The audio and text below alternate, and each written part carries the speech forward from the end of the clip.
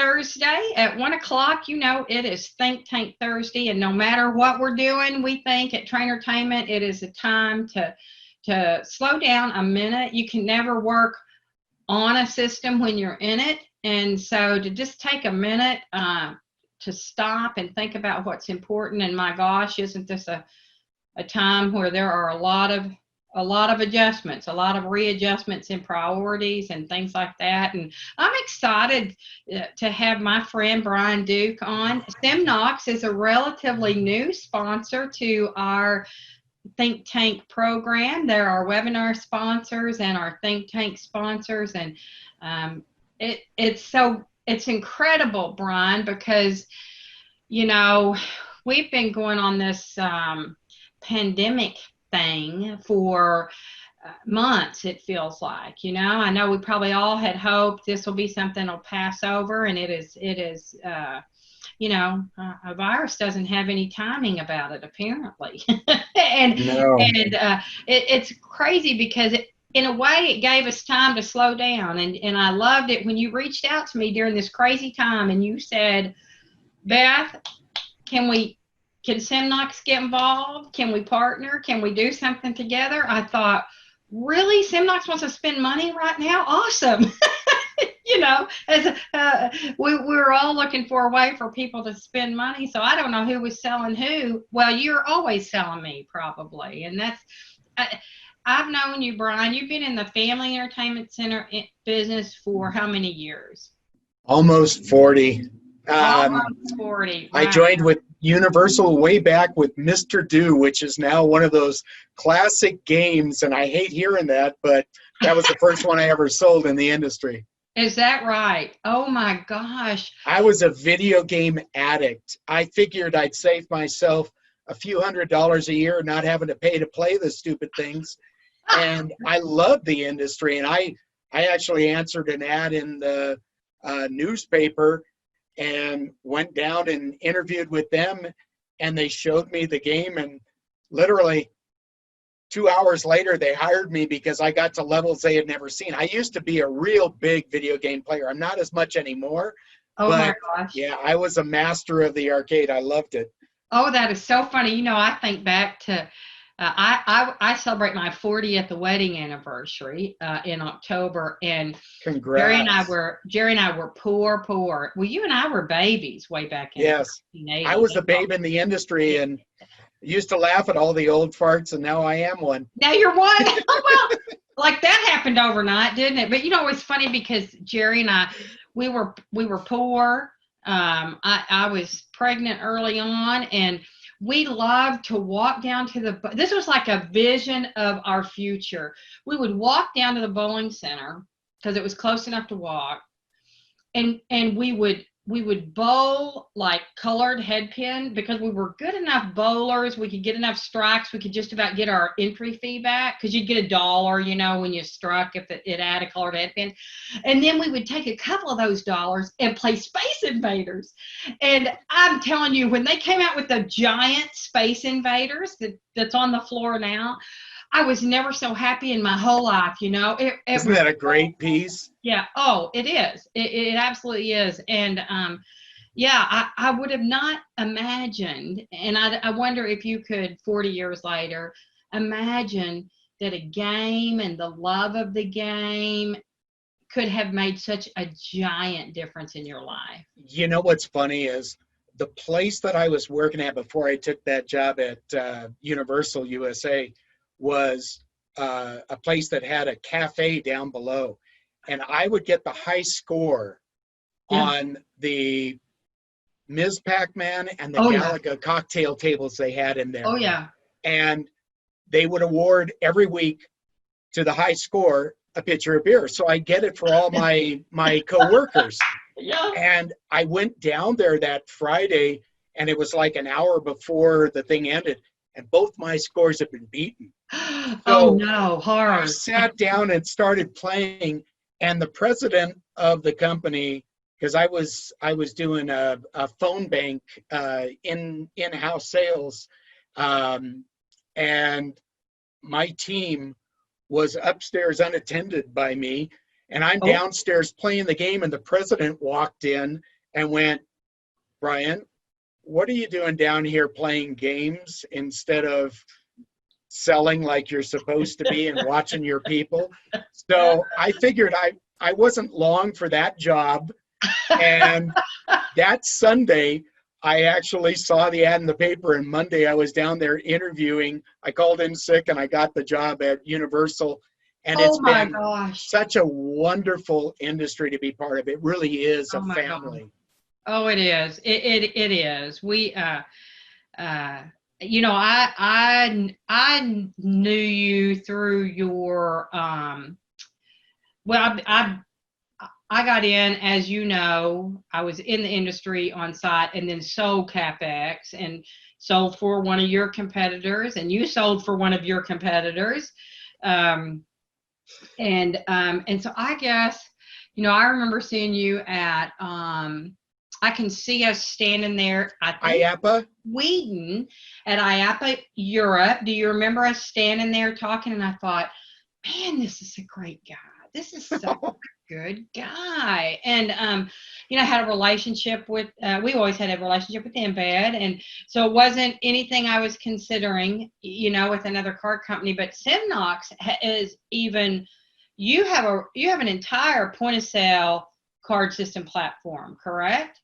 Yeah, in fact, it's so many, I've been with a couple other companies on the card sales. I really enjoy it because Mm-hmm. I get a chance to sell to people that I've known for a long time. Mm-hmm.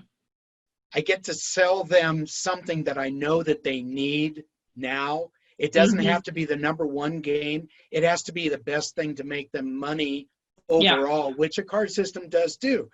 And what's nice is I joined Semnox a year ago, Mm-hmm. and I had been actually watching them for about 8 years. I ran across them at an IAPA show Okay. here in the US, and they were just getting started here in the US. They were still a foreign company selling in the US and not really ready for me. Okay.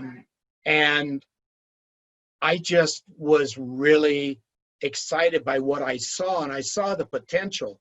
So I've been watching them through the years. And when the opportunity finally came, they didn't want to hire somebody from a competitor.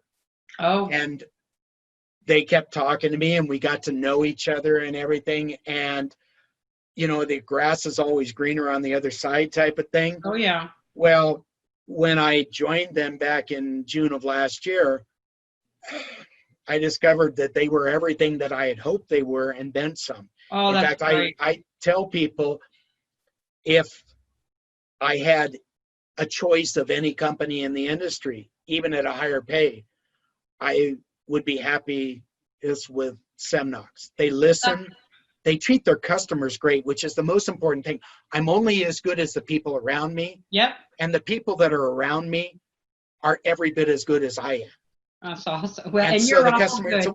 You, well, well, I I mean, have from a that. sales standpoint, yeah, from a sales standpoint, if I make a promise to somebody and my team lets me down, Yeah, I look bad, and I yeah. don't want that for anybody. I think that's a struggle in sales, right? Because in sales, it's always that classic argument between sales and operations. As sales reps, we want to do everything. Whatever the customer wants, we want to do everything, and so we have to exercise that discipline to sell Yes. what we have, and especially when you work for a software company, right? Because it's really easy to think, oh, that is a great idea, and we can get just as excited about the idea as the customer, Yes. but we have to make sure that it can be delivered. Well, so you've always been in sales in this Yes. industry. My Always. entire life, actually. I mean, I go back to selling TV guides and newspaper routes and all that other bit, and used to love that type of thing. And I knew sales was what I wanted to do. So it's an interesting time to be in sales right now in 2020. Wouldn't you It's agree? challenging. Yes, Yeah, it's yeah, very, you yeah. know, go ahead. No, well, I know, like, immediately after all this first started happening, I was like, well, of course it'd be gross to try to sell anybody anything, because nobody's going to buy anything right this minute, you know. And then we worked through several weeks of it, and it's like, okay, we you know, breathe out.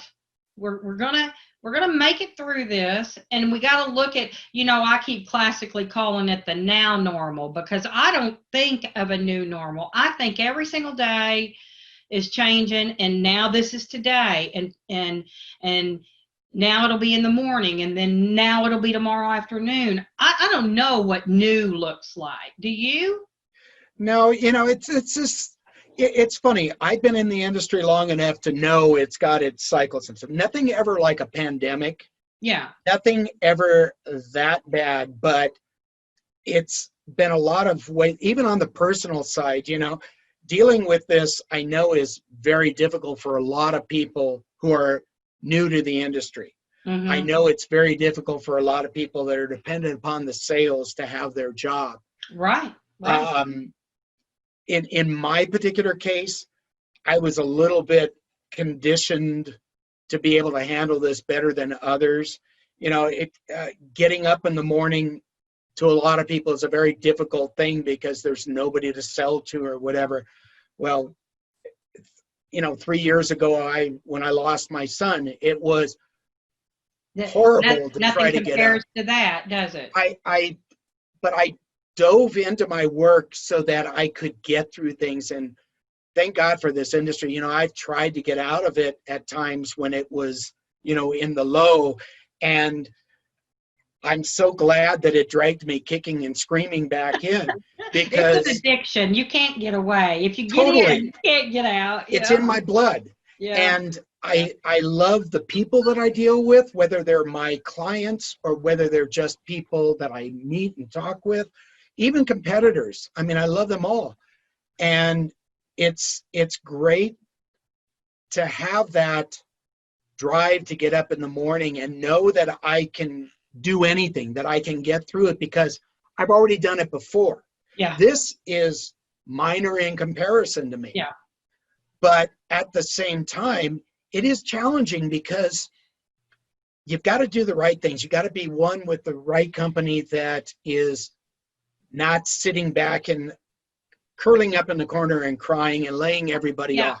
Waiting for things to Exactly. change. What are we going to do now? Semnox has not laid off a single person, and I'm so great. proud of that, because normally it's the last one in is the first one gone. Oh, and as valuable as I may think I am to a company, it doesn't necessarily mean that I've got job security. Right. And so what was nice is Semnox spent a lot of time doing things that would help the industry when we came out of this COVID situation.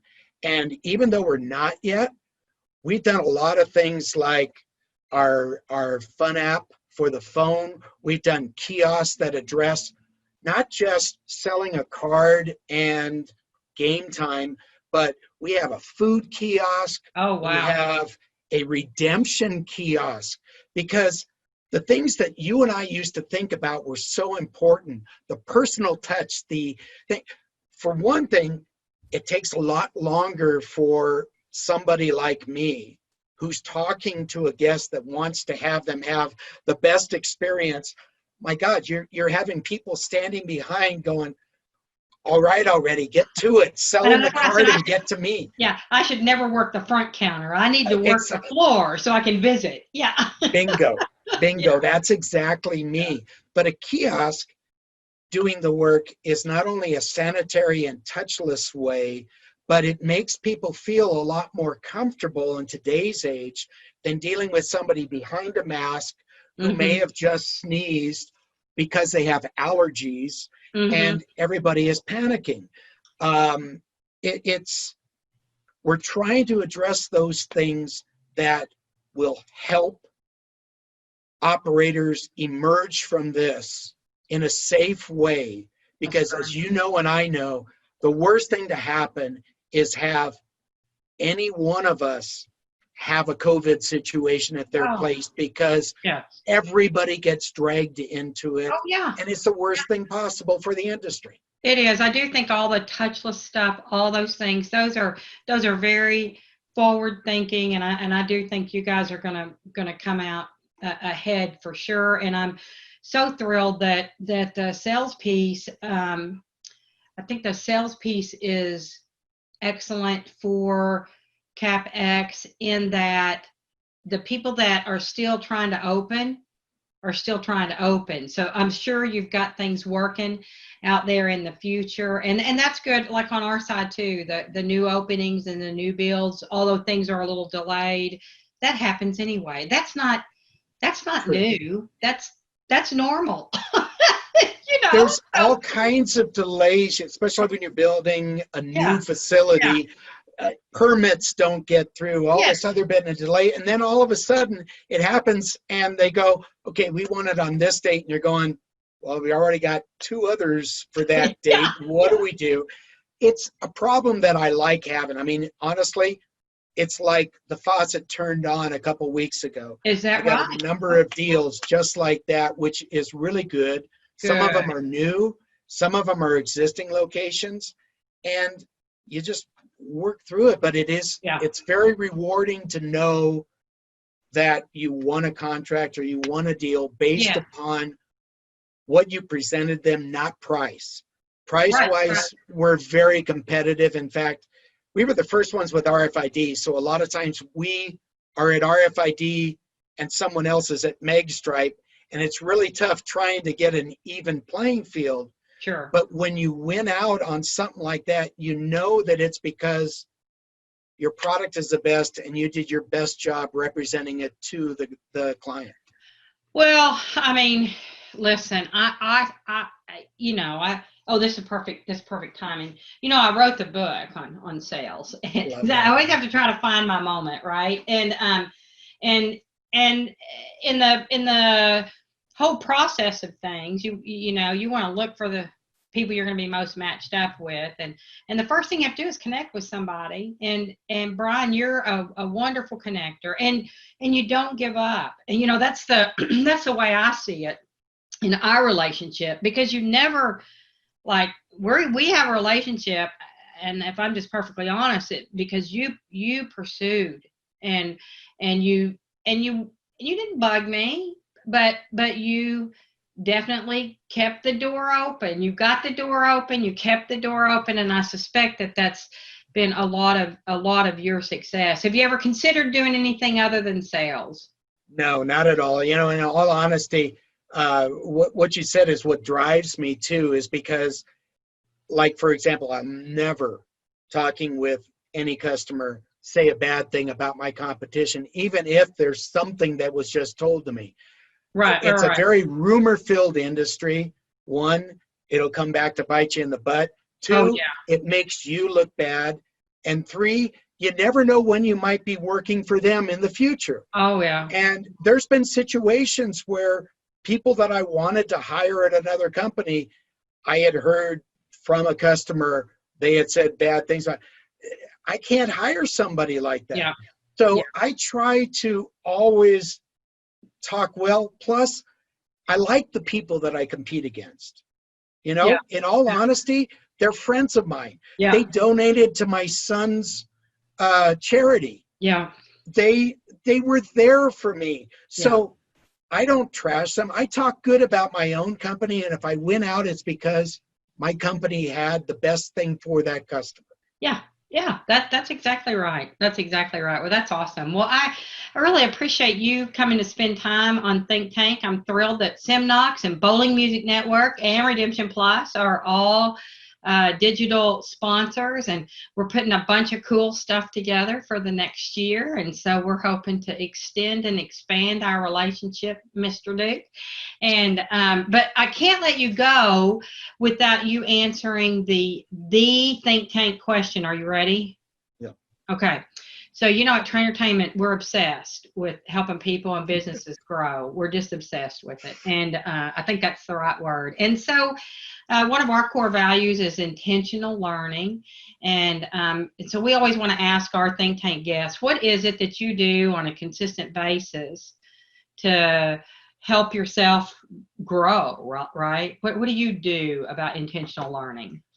Well, the key really to that is learning. As soon as you know it all is Oh, when you fail. And you never know it all.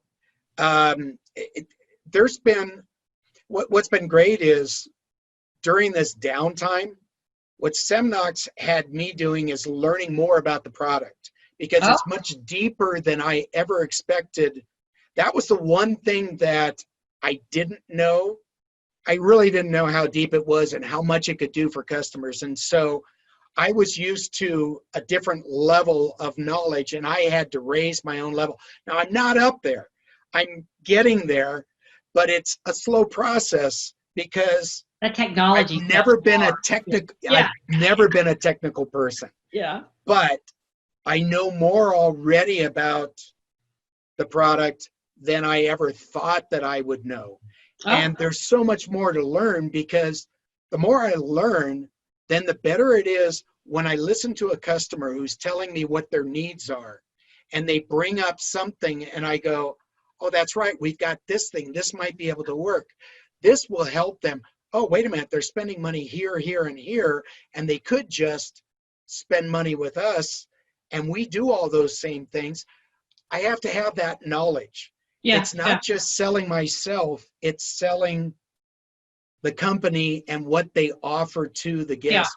Most of the salespeople at our company are engineering background, which Oh, puts me at a huge disadvantage because that not only is not what I do, it's not what I'm interested in. yeah, but you're the So relationship guy. You're the relationship guy there, and then that knowledge helps you. You know, I don't know about you, but it seems like the older I get, the more I'm aware that I don't know. You exactly. know, and like that balance between, oh, gee whiz, where do I invest? You know, where do I invest my time? Are you a reader? Do you do, You or know what? podcasts or In blogs? all honesty, I'm a visual guy more than a Yeah, reader. yeah, I do the audiobooks in the background yeah. where the author reads them. I like Mm-hmm, those. I mm-hmm, don't like someone else reading what the author wrote. I like it to mm-hmm. be the author, like I'm sitting in there in a story time type thing with them. Uh-huh. But I do need to read more. And I'll tell you one of the things I've started reading your book because it's even The easy being read. somebody that's been in the industry for 40 years, there's a lot that I'm able to pick on up from others as well.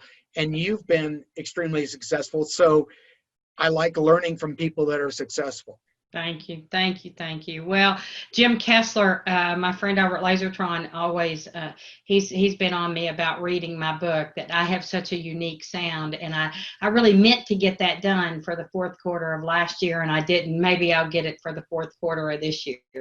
Cross our fingers Well, there, and set then up you can listen to it. You can I listen was to going to it. say, we'll set up one of these. You can read it to me. I'll be Oh, entertained.